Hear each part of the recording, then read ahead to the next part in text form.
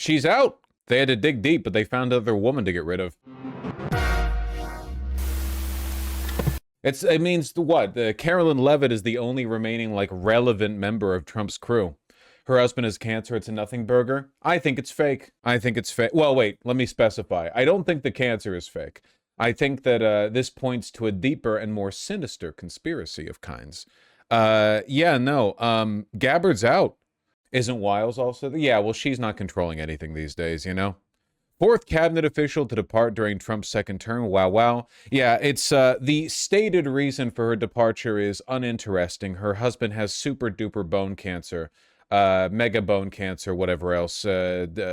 She's taking time off to hang out with him, as though she has a job anyway. I mean, what does she even do? She's just been playing ball in a cup in her office. Deeply grateful for the trust you placed in me. The opportunity to leave the Office of Director of National Intelligence. Must submit my resignation effective June 30th, 2026. My husband Abraham has been diagnosed with a rare form of bone cancer. Blah, blah, blah. I think it's fake. Again, I don't think the cancer is fake. I think this reason is not the reason why she's leaving. According to some people are saying she was forced to resign. From Reuters, a source familiar with the matter says that Gabbard has been forced out of the White House. Very breaking news. We don't have any details on this, but it's interesting. So why might she be forced out of the White House? Well, God's honest truth, I don't really know because she hasn't done anything. Pam Bondi and Kristi Noem were both associated with considerable optics failures for the administration. Kristi Noem fucked up in Minnesota, and of course Pam Bondi presided over and absolutely fucked up the Epstein files. So what do we have here? What has Tulsi Gabbard done? The answer? Absolutely nothing. Seriously, she's been dead quiet for the entire goddamn administration. She's been doing nothing. Maybe it's because she's not doing anything. You know, you might think that, but unfortunately for her, in her case, her job is to do nothing. No details to source great journalism. Well, this information's only an hour old. So right now, that's all they have to go off of. Trump's administration is like leaky as a colander, so they get reports from the White House, but they don't attribute them because if they gave a name for the source, then that person would be out of the White House and not able to provide information anymore. Leaky administration.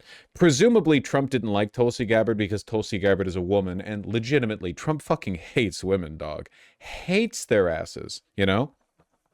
So it's possible that this is just a bit of misdirected rage. But the only branch of the intelligence services that Trump could possibly have issue with would be the FBI. And if he was going to go after the FBI, he'd be upset with Kash Patel. Like, that would be the direction this would go in. There's nothing that he would go after Tulsi Gabbard for in lieu of going after Kash Patel. So I don't really know...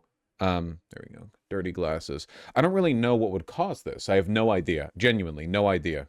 I thought Kash Patel would go before her. Maybe. In my personal opinion, I think that the reason she's out is because she's been naysaying from behind the scenes and the ship is sinking. You know, if it is a ship is sinking kind of deal, I feel like that makes this even more alarming. Because Tulsi Gabbard, to use the sinking ship metaphor, Tulsi Gabbard is nowhere near the lower decks of the ship, right? She's been basically controversy-free. She coasted in on a free ride, did her job, and has been dead quiet since the beginning of the admin.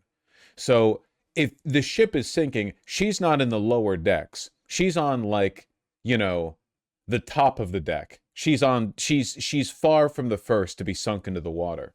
I don't know, if she wants to leave, I feel like that's a bad sign. Her being a Russian agent is irrelevant. We know she is, so is like at least a third of the people associated with Trump. No, I have no idea. I have no idea. Very alarming, though. You know, if it is a sinking ship thing, the fact that she feels that she would need to bail, not good. Not good. Not good.